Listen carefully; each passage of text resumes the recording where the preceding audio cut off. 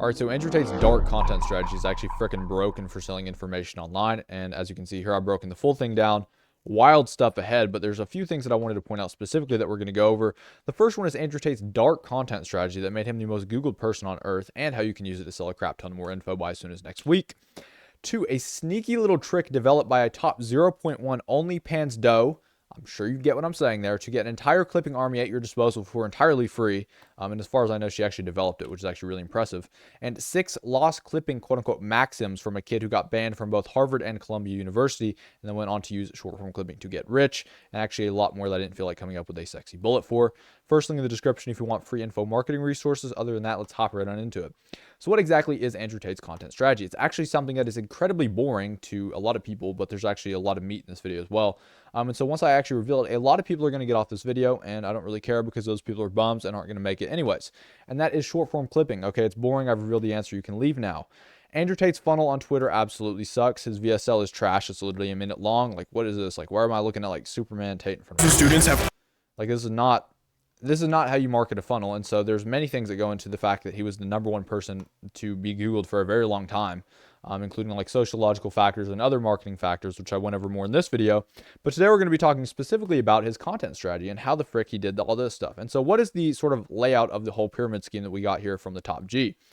We have the top G up here, and below him is the clipping army. And so what does this do? So we have a bunch of clippers that are basically essentially, as this guy over here further elaborates, Slovakian teenagers who are really hungry for money. And so what he does is he says, hey, Slovakian teenagers, I have this incentive for you. I'll just put like and he says, hey, if you clip a bunch of my content up and you get a ton of views for me, I'm going to give you an incentive. And I think in Andrew Tate's case, I don't even remember the full thing, but I think it was just pretty much like a percentage of each person's recurring revenue that they got in. And so what happens from there is you get a bunch of Andrew Tate rot, not brain rot, but Tate rot here, because we're dealing with Andrew Tate from all these clippers clipping up his long form podcasting content. And then what does that do? That trickles down to the Tater Tots, or Andrew Tate's fans. From there, it trickles on down to the masses. And so what's going on here? The way that Tate frames this doesn't feel just like a way to make money online. It also does this. It gives the clippers a sense of status or mission in life, and it feels more like spreading the manosphere gospel rather than just like some bland, boring business opportunity of like making money online, because you can actually spread a mission that's good for people like, like working out and stuff like that, and sexual degeneracy and all the stuff that comes with that.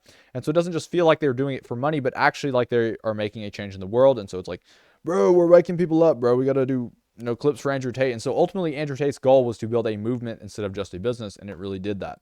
And so what else do we have here? All that's great, Tristan, but how do you find clippers to actually run this system? That's where I say the Roy Lee method comes in freaking clutch. And so what is Roy Lee talking about here? That's like the dude that, what was I even saying here? 6 lost clipping maxims. He basically got banned from like Harvard. He developed like this like cheating tool or something like that, but he has a really good content strategy. And so what is this? Finding clippers. How do you do this? The answer is to scroll more. And so scroll on Instagram, TikTok. Every single time you find a clip of anything, DM the account. Paid clipping opportunity gets responded to literally 9 out of 10 times. And the people running these accounts are hungry Slovakian teenagers. As I mentioned, there's the proof right there. And so I would just say like, or legitimately just like make a post about it on your Instagram story. That would probably work just as well. To pay per view, not for video. And that's obviously very important. WAP's clipping system sort of has that built in if you use WAP. But other than that, you want to pay per view and not per video. Number 3, when you find something good, pay them more. And so that sort of like comes into like the whole idea of like actually giving incentives to your top people, because Pareto's law is going to come into play. And so that's probably an exaggeration. It's probably more like 20% of your clippers are going to generate 80% of the revenue, or that's the typical law.